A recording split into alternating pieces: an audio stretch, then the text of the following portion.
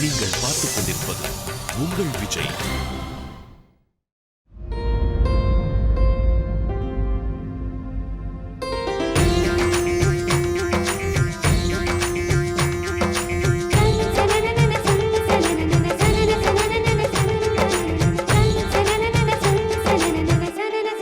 இப்ப பொண்ணு மாப்பிள்ளை கழுத்துல மாலையை போடுங்க.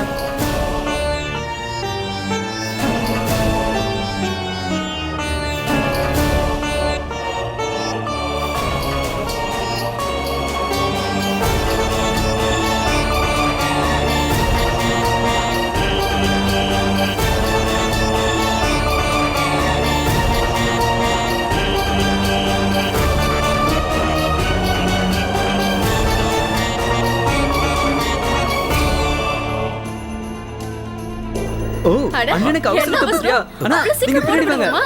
நீங்க பின்னாடி வாங்க.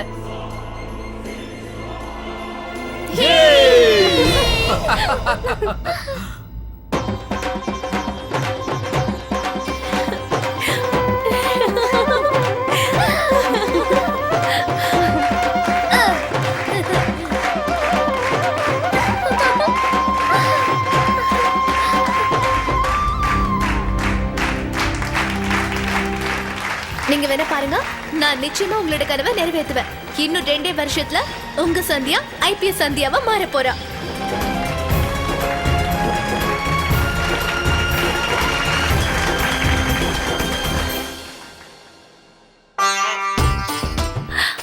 அங்கிதா, நீங்க போட்டுக்க ட்ரெஸ் ரொம்ப நல்லா இருக்கு. தேங்க்ஸ். இந்த ட்ரெஸ் ரொம்ப காஸ்ட்லியா இருக்கும்ல? என்னோட கடையில இதை விட அழகான காக்ரா சாரீஸ் எல்லாமே கிடைக்கும். விலையும் ரொம்ப கம்மி. நம்ம கடையோட விலைய பார்த்தா நான் ஏன் இங்க வாங்கலன்னு நீங்க ஃபீல் பண்ணி அழுவீங்க. உண்மையதாங்க சொல்றேன்.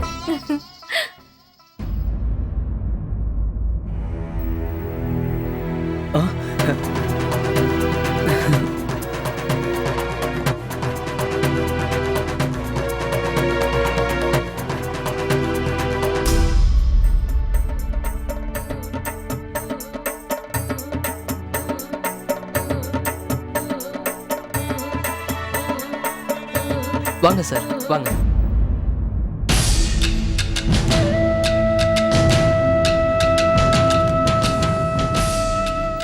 என் லட்சியம் என்னன்னு உங்களுக்கு நல்லா தெரியும்ல?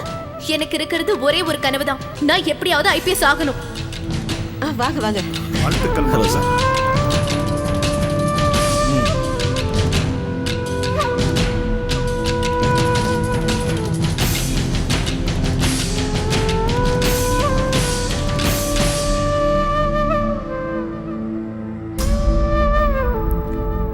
வணக்கம். வணக்கம். நன்றி.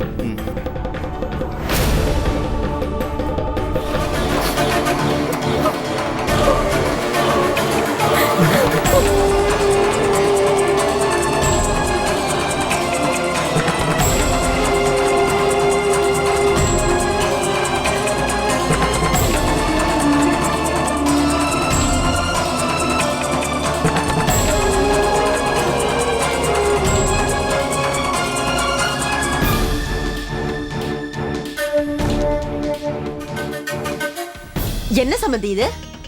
மருமகியே திடீர்னு எல்லாத்தையும் விட்டுட்டு யார்கிட்டயும் எதுவும் சொல்லாம இப்படி ஓடி போயிட்டா? இங்க எல்லாருமே ரொம்ப சந்தோஷமா தானே இருந்தோம். திடீர்னு என்னாச்சு? ஏய் கஸ்தூரி, நான் என்ன சொல்ல வரேன்னா, அவ பாவம் சின்ன பொண்ணு. இன்னைக்கு அவளோட கல்யாணம். அவ பிறந்து வளர்ந்த இந்த வீட்டை விட்டுட்டு இன்னைக்கு இன்னொரு வீட்டுக்கு நம்மளோட வந்துடணும். புது ஆளுங்களோட அங்க வந்து இருக்கணும். ஒரே நாள்ல இன்னைக்கு அவளுக்கு உலகமே மாறப்போகுது இல்லையா? அது ஒண்ணு சின்ன விஷயம் கிடையாது. அதனால மருமகளுக்கு மனசுக்கு கஷ்டமா இருந்திருக்கும். அதனால அவங்க தனியா போய் உட்கார்ந்துருப்பாங்க. நீ செஞ்சது அதுக்குள்ள மறந்துட்டியா என்ன? நம்ம 2 பேருக்கும் கல்யாணம் நடந்த அன்னைக்கு நாம அக்னியை சுத்தி வர்றதுக்கு முன்னாடி மயங்கி விழுந்துட்ட. என் மடியில வேற விழுந்துட்ட. விழும்போது கடவுளே என்னாச்சுன்னு என் மடியில விழுந்துட்ட. அம்மா, அம்மா, என் தங்கச்சியை பத்தி எனக்கு நல்லா தெரியும். அவளுக்கு ரொம்ப இலகுன மனசு. கொஞ்ச நாளைக்கு முன்னாலதான் உங்களுக்கு தான் எல்லாம் தெரியும்ல. தயவு செஞ்சு என் தங்கச்சியை நல்லா பாத்துக்கங்க. உங்க வீட்டு பழக்க வழக்கம்லாம் அவளுக்கு புரிஞ்சிருச்சுன்னா அதுக்கப்புறம் உங்க வீட்டுல சாதாரணமா இருப்பா. எந்த பிரச்சனையும் வராது. இத பத்தி எல்லாம் நீங்க யோசிச்சு கவலைப்பட வேண்டிய அவசியமே இல்ல. எங்க வீட்டுல சாப்பாடு இருக்கோ இல்லையோ, நெய்க்கு எந்த குறையும் இருக்காது. நான் என்ன சொல்ல வரேன்னா, எங்க குடும்பத்துல உங்க தங்கச்சியை எல்லாரும் நல்லபடியா பாத்துக்குவாங்க. எப்படி இருந்தாலும் ஒரு பொண்ணு பிறந்ததுக்கு அப்புறம் அவ பிறந்த வீட்டை விட்டுட்டு புகுந்த வீட்டுக்கு வந்துதானே ஆகணும். அதனால இத பத்தி எல்லாம் நீங்க கவலைப்படவே வேண்டாம். அப்படியே அத உங்க தங்கச்சி கிட்டயும் சொல்லிடுங்க. சரி, பாட்டு டான்ஸ் எல்லாம் முடிஞ்சிடுச்சுல்ல, இப்ப நம்ம மத்த சம்பிரதாயத்தை எல்லாம் பாப்போம். வாங்க போலாம்.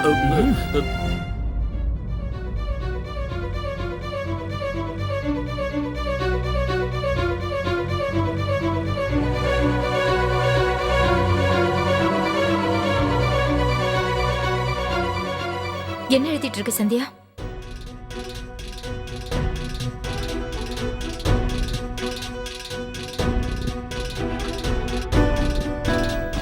அப்பா, தயவு செஞ்சு என்ன மன்னிச்சிருங்க. உங்களுடைய லட்சியத்தையும் ஆசையும் என்னால நிறைவேற்ற முடியல.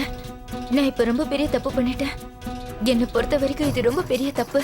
ஏன்னா உங்களுடைய கனவையும் ஆசையும் என்னால நிறைவேற்ற முடியல.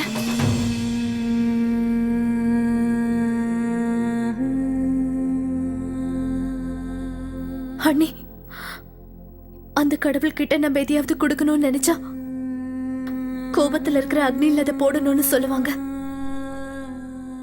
என்னோட அப்பாவும் அம்மாவும் அந்த கடவுள் கிட்ட தானே இப்ப இருப்பாங்க. அதனால இந்த கடிதத்தை அங்க இருக்கிற ஹோம குண்டத்துல நான் போட போறேன். இது நிச்சயமா அந்த கடவுள் கிட்ட போய் சேர்ந்துரும்.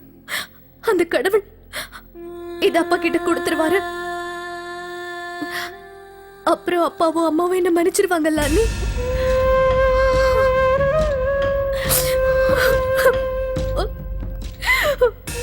எனக்கு ரொம்ப கஷ்டமா இருக்கு சந்தியா. அத்தையும் மாமாவும் என்ன அவங்களோட சொந்த பொண்ணாத பாத்துக்கிட்டாங்க. ஆனா நான் அவங்க பாசத்துக்கு கை மாறா அவங்க பொண்ணுக்கு என்னால எதுவும் செய்ய முடியல. தயவு செஞ்சு என்ன மன்னிச்சிடு. ப்ளீஸ் என்ன மன்னிச்சிடு.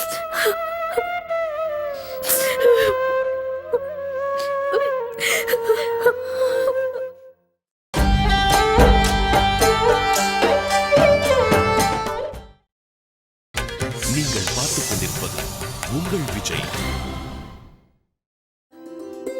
சவிதா, உனக்கு ஒண்ணு தெரியுமா? நம்ம பெரியண்ணியோட அண்ணன் சீக்கிரமே அமெரிக்கா போக போறாராம். நிஜமாவா? அமெரிக்கால நிறைய பொருட்கள் கிடைக்கிறேன்னு நான் கேள்விப்பட்டிருக்கேன். ஆமா ஆமா, என் ஃப்ரெண்டு கிட்ட ஒரு அற்புதமான மொபைல் இருக்கு தெரியுமா? அவங்க அங்கிள் அவனுக்கு அமெரிக்கால இருந்து வாங்கிட்டு வந்தாங்க. அதே மாதிரி அண்ணியோட அண்ணன் எனக்காக ஒரு மொபைல் வாங்கிட்டு வந்தாங்கன்னா அதை கையில வச்சுக்கிட்டு ஊர் பூரா சுத்தி வருவேன். ஆனா உங்களுக்கு இன்னொரு விஷயம் தெரியுமா? அங்க இருக்கிற பெர்ஃப்யூம்ல ரொம்ப நல்ல ஸ்மெல்லா இருக்குமா. காலையில நம்ம பெர்ஃப்யூம் போடுனா அது நைட் வரைக்கும் இருக்குமா. நான் அன்னைக்கிட்ட சொல்லி பெர்ஃப்யூம் எப்படியாவது வாங்கிட்டு.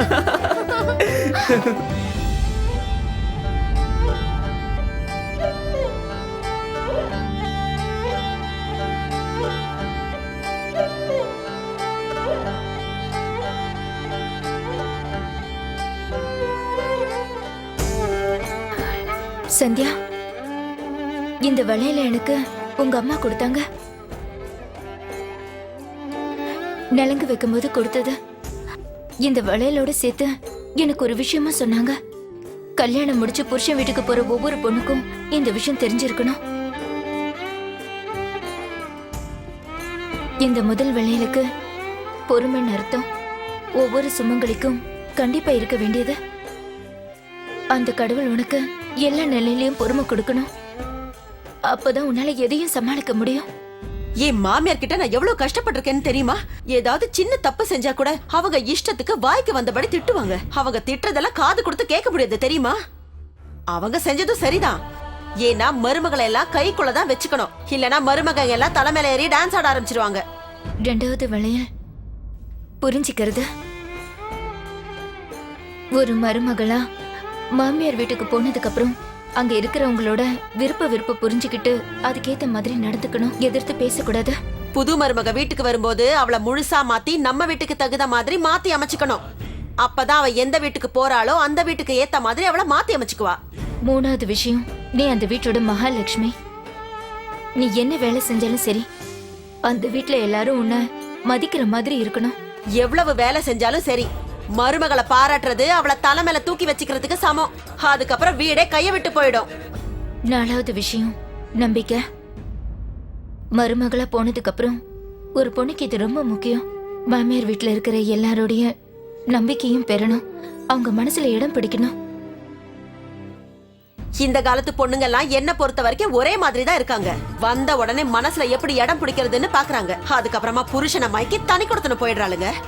அதனால ஒரு நல்ல மாமியாரா இருக்கணும்னா மருமகளை பத்தி முதலையே நல்லபடியா புரிஞ்சுக்கணும்.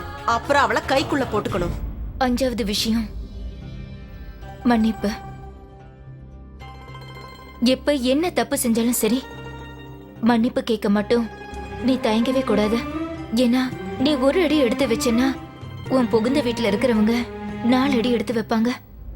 செஞ்ச தப்ப மன்னிச்சு விட்டுட்டா அப்புறம் மாமியார் மேல இருக்கிற பயமே போயிடும். அதனால மாமியார் எப்பவுமே கடினமா இருக்கணும். மருமக ஒரு அடி முன்னால் எடுத்து வச்சாலும் சரி, மாமியார் ஒரு அடி கூட எடுத்து வைக்க கூடாது. நீ தெரிஞ்சுக்க வேண்டிய அடுத்த விஷயம் உறவுகள். அந்த வீட்டுல இருக்கிறவங்கள உன்னோட சொந்தமா நினைக்கணும். புருஷனோட தம்பியவும் தம்பியாவும் மாமனார் மாமியார அம்மா அப்பாவா நினைக்கணும். அதெல்லாம் ஒண்ணு வேணாம். மாமியார் மாமனார் எல்லாம் அப்பா அம்மா ஆக முடியாது, மருமகளும் பொண்ணா ஆக முடியாது. கடைசி விஷயம், ஒரு வீட்டோட மருமக வீட்டுல எடுக்கிற எல்லா முடிவுகள்லயும் கண்டிப்பா பங்கு எடுத்துக்கணும். ஏன்னா அவளும் அந்த வீட்டுல ஒருத்தி. அப்படி பங்கு எடுத்துக்கிறது அவளோட பொறுப்பு மட்டும் இல்ல, அவளோட உரிமையும் கூட.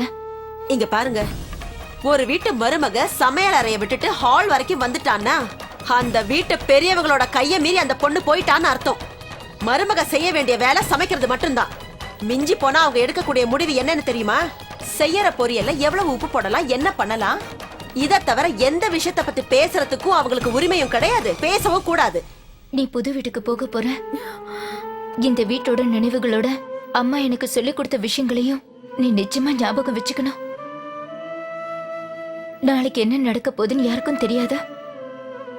ஆனா எனக்கு முழு நம்பிக்கை இருக்கு. அத்தை சொல்லி தந்த இந்த விஷயங்களை நீ ஃபாலோ பண்ணனா அதுக்கப்புறம் நீ உன்னுடைய வாழ்க்கை முழுக்க நிச்சயமா சந்தோஷமா இருப்ப. ஐயர் கல்யாண பொண்ணை கூட்டிட்டு வர சொன்னாரு.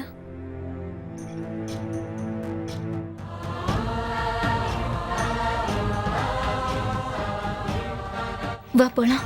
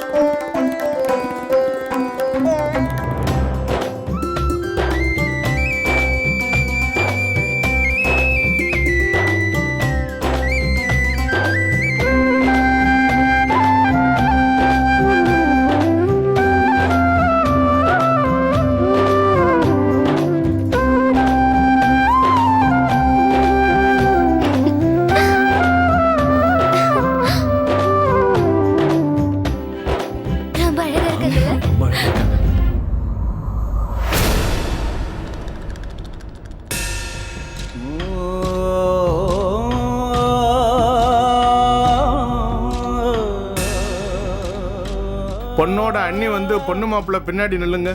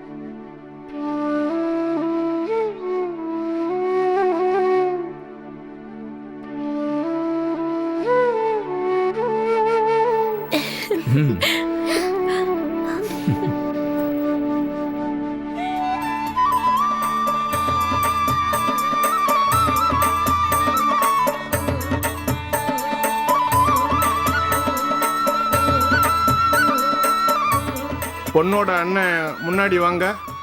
இப்போ நீங்கள் தான் கன்னிகாதானம் பண்ணணும்.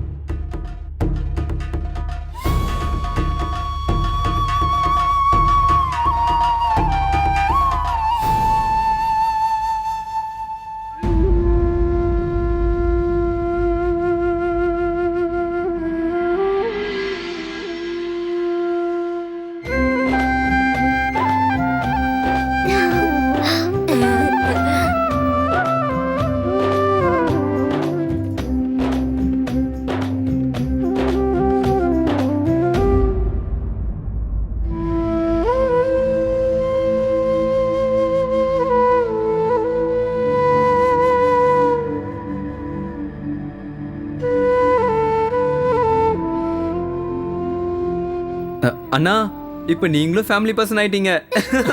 பாத்தீங்களா அண்ணா எப்படி வெக்கப்படுறாரு? அண்ணி கூட இவ்வளவு வெக்கப்படல. வீட்டுக்கு வர போற மருமகளுக்கு முகத்துல சந்தோஷம் இருக்கிற மாதிரி தெரியல.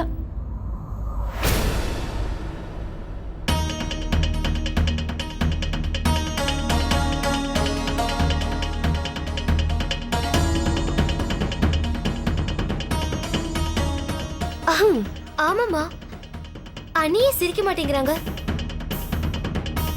எல்லா பொண்ணுங்களும் உன்ன மாதிரி வீட்டு மானத்தை பத்தி கவலைப்படாம சிரிச்சுக்கிட்டே இருக்கணும்னு அவசியம் இல்ல. கொஞ்ச நாளைக்கு முன்னாடி தான் இந்த பொண்ணு தன்னோட அப்பா அம்மாவை இழந்திருக்கா.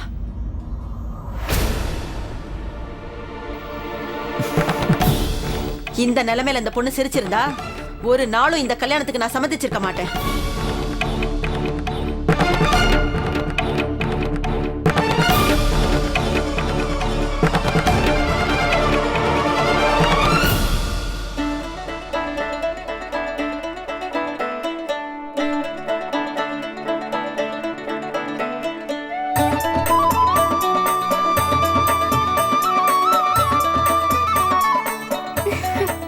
இப்போ பொண்ணு மாப்பிள்ளை 2 பேரும் எந்திரிச்சு நில்லுங்க.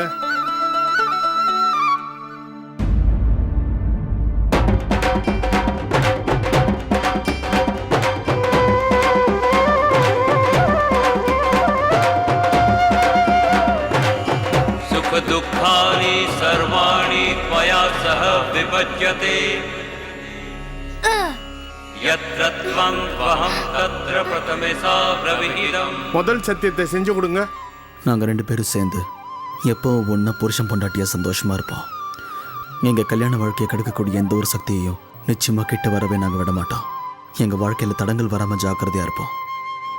அப்பா, இப்பெல்லாம் பரேட்ல போற போலீஸ் ஆபீசரை பார்த்தா எனக்கும் அவங்கள மாதிரியே யூனிஃபார்மை போட்டுக்கிட்டு கடமையை செய்யணும்னு ரொம்ப ஆசையா இருக்கு.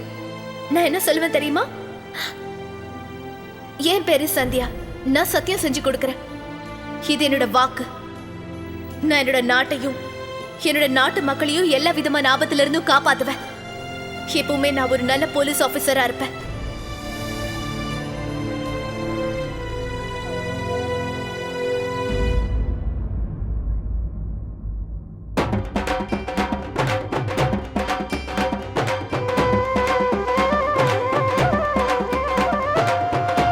कुटुम्ब रक्षकार्यास्तामि अवानुवृद्ध हरिदम्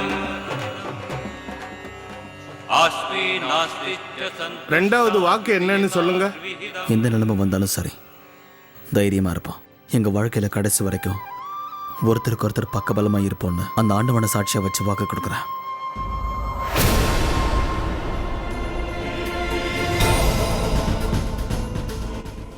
ம் நான் இப்ப சத்தியம் செஞ்சு கொடுக்கறேன். இந்தியன் போலீஸ் ஆபீசரா என்னோட டியூட்டியை மட்டும் தான் நான் எப்பவும் கண்ணும் கருத்துமா செய்வேன். அதுதான் என்னோட லட்சியமும் கூட. என்னை பொறுத்த வரைக்கும் இந்த நாடும் நாட்டு மக்களும் தான் என்னோட உயிரா நான் நினைக்கிறேன்.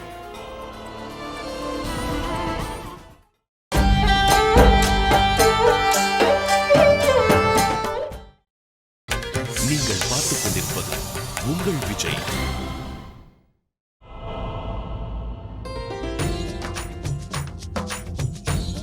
रुद्रो भक्तिरता नित्यं सदैव प्रियभाषिणी भविष्यामि पदेच्चैव तृतीयसा प्रविहितम्. மூணாவது வாக்கு என்னன்னு சொல்லுங்க. எங்களால் முடிஞ்ச வரைக்கும் நாங்கள் எவ்வளோ கஷ்டம் வந்தாலும் எங்களுக்கு ஏற்பட்டிருக்க இந்த பந்தத்துக்கு கொடுக்க வேண்டிய மரியாதையை கொடுத்து எல்லா தேவைகளையும் நிறைவேற்றிப்போம்.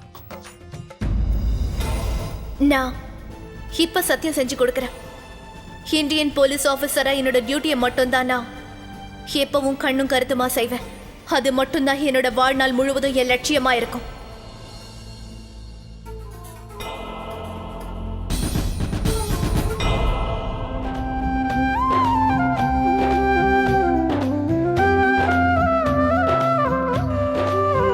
आर्ते आर्ता भविष्योमि सुख दुःखा विभागिनी तवाज्ञा पालयाभ्यामि कन्या भूर्यपदे प्रवि. இப்ப நாலாவது வாக்கு என்னன்னு சொல்லுங்க. நாங்கள் 2 பேரும் ஒருத்தர் மேலே ஒருத்தர் பாசத்தோடையும் நம்பிக்கையோடையும் மரியாதையோடையும் கௌரவத்தோடையும் நடந்துப்போம். எல்லா சந்தோஷத்தையும் துக்கத்தையும் ஒருத்தருக்கு ஒருத்தர் பகிர்ந்துக்கிட்டு கடைசி வரைக்கும் துணையா இருப்போம். நான் இப்ப சத்தியம் செஞ்சு கொடுக்கறேன். எந்த அநியாயத்துக்கும் எந்த தவறுக்கும் நான் என்னைக்குமே உடன் போக மாட்டேன்னு சத்தியம் செஞ்சு கொடுக்கறேன். இந்த நாட்டுல இருக்கிற எல்லா மக்களுக்கும் எப்பவுமே என்னால முடிஞ்ச அளவுக்கு நான் உதவிகளை செய்வேன். இப்ப கல்யாண பொண்ணு முன்ன வரணும்.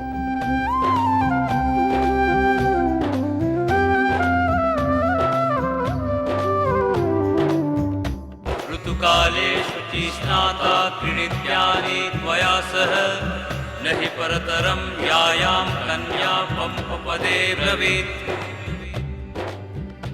அஞ்சாவது வாக்கு என்னன்னு சொல்லுங்க. நாங்கள் 2 பேரும் சேர்ந்து நியாயமா ஆரோக்கியமா நல்ல குணமும் நல்ல பண்போட எங்க குழந்தைய நாங்கள் வளர்ப்போம்.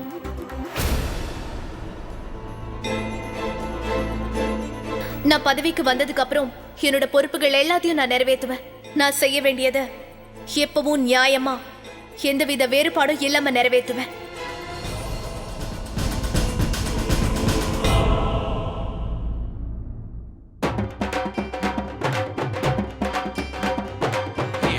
साइणो विष्णुनस्मां वञ्चिता स्वयं उभयो प्रतिरत्मन्मा कन्या षष्ठपदे ब्रवीत्. ஆறாவது வாக்கு என்னன்னு சொல்லுங்க. எங்க வாழ்க்கையில எப்பவும் எந்த நிலைமை வந்தாலும் சரி அதை பொறுமையை எதிர்த்து பிரச்சனையை சமாளிக்க வேண்டிய வழியை மனசார தேடி கண்டுபிடிக்க முழு முயற்சி எடுப்பேன் வாக்களிக்கிறேன். நான் இப்ப சத்தியம் செஞ்சு கொடுக்கறேன். நான் இருக்கிற நிலைமை எந்த மாதிரி இருந்தாலும் சரி நான் என்னோட கடமையை மட்டும்தான் செய்வேன். இந்த நாட்டுக்கும் என்னோட குடும்பத்துக்குள்ளேயும் ஒருத்தரை தேர்ந்தெடுக்க வேண்டிய நிலைமை வந்தா நான் இந்த நாட்டை தான் தேர்ந்தெடுப்பேன். ओम यज्ञादि कार्येषु भवामित्वसाचिनी धर्मार्थः कार्येषु कन्या सप्तपदे ब्रवीत्.